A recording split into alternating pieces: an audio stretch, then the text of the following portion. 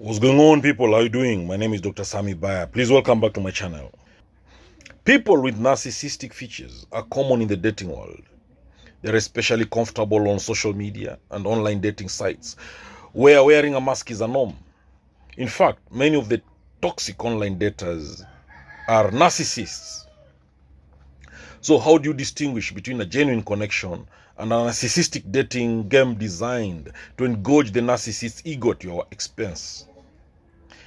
You have to pay attention to the dating behaviors your romantic interest exhibits.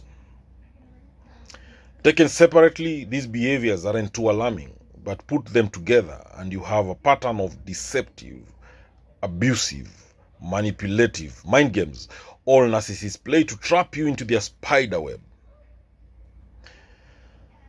Now, the number one ever dating game that all narcissists play is the spontaneity game. A narcissist will test your boundaries. A classic ruse they use is to pass off booty calls as spontaneous romantic gestures. Booty calls in general signal laziness, lack of planning, and disrespect. But coming from a narcissist, it's more of a test.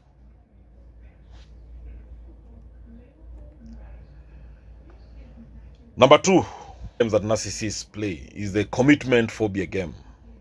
The narcissist will often pose as a commitment phobe. With a well-rehearsed tear in his eye, he will tell you some sob story about his parents' divorce, a cruel ex-wife, or some other trauma he supposedly experienced that turned him off commitment for good. With some people, it's not a game, it's a genuine fear. But for a narcissist, this is just an exit strategy. This way, when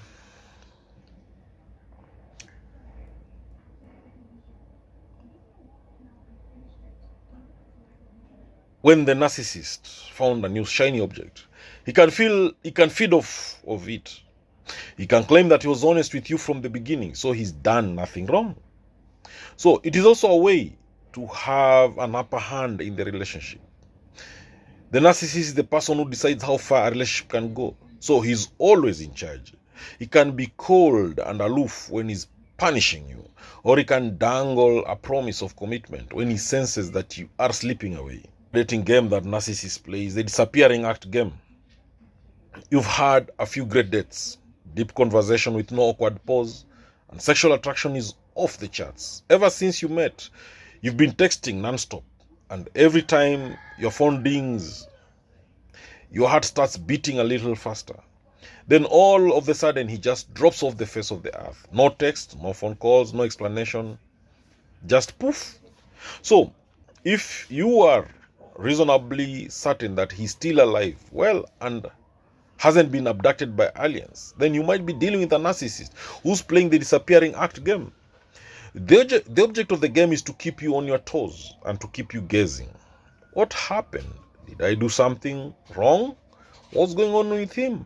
How can he just disappear? I thought he liked me. Didn't we have a great time together? Do I call him?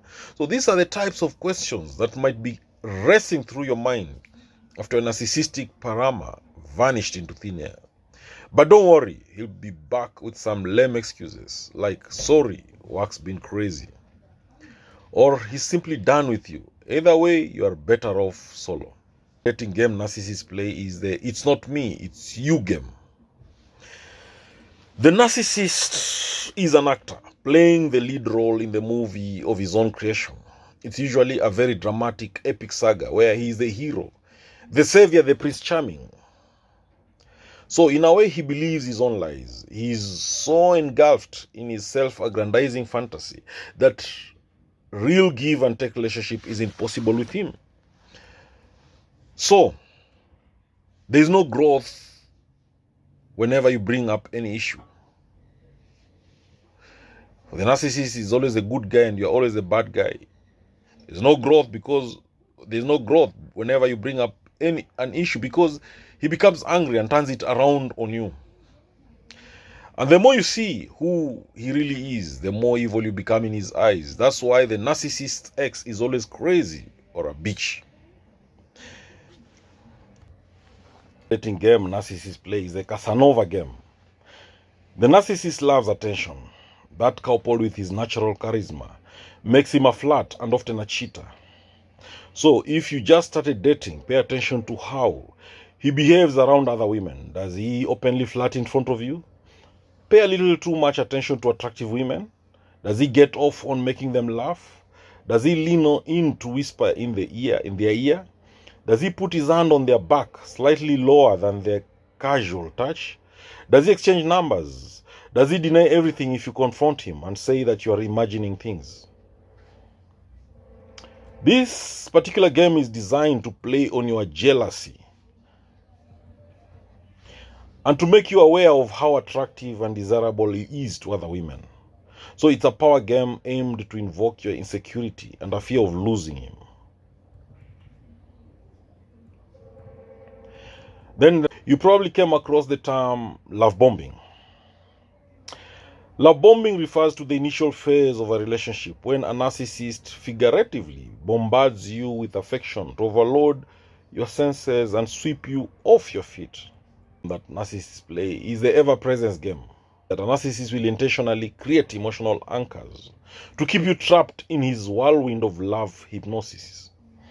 For example, he'll make sure you associate certain songs, movies, restaurants, books, places with him, so that you are always surrounded by the reminder of the good times with him and can be triggered into a trance like love haze, even when he's not around. If the everlasting love game is meant to forge your addiction to the narcissist, the ever-presence game is designed to solidify it. It is those powerful and addictive emotions that make it so difficult to cut ties with a narcissist, even when they've moved on to the devalue and discard stage of the relationship. So why do narcissists play dating games? The main reason is that it gives them an advantage. The objective is securing a reliable source of narcissistic supply, and dating games allow them to test out your boundaries, your self-esteem, and your capacity for forgiving. They are looking for someone to use up and discard, not unlike a predator in the wild is looking for prey. When they found the right target, they will not let it go easily. Even if you find the strength and courage to leave, narcissists are very skilled at conditioning their victims to fall for them again and again and again. And that conditioning begins during the dating period. But in a way, narcissists are victims too. Whatever made them that way was painful and traumatic, and it robbed them of the capacity to empathize, love, and connect with others. So they play games to compensate for their limited emotional capacity. Thank you for watching this video. If you like it, click on the like button. Give this video a thumbs up. Share the video widely to all those who may need it. Alright? If you've not subscribed to my YouTube channel, spare a second or two and smash that subscribe button. Hit the notification bell as well. Choose the all option. That's the only way you get notified each time I upload a new video. Knowledge is power, information is power, and learning is the superpower. I love you all to the moon and back. God bless you. Catch you later in the next video.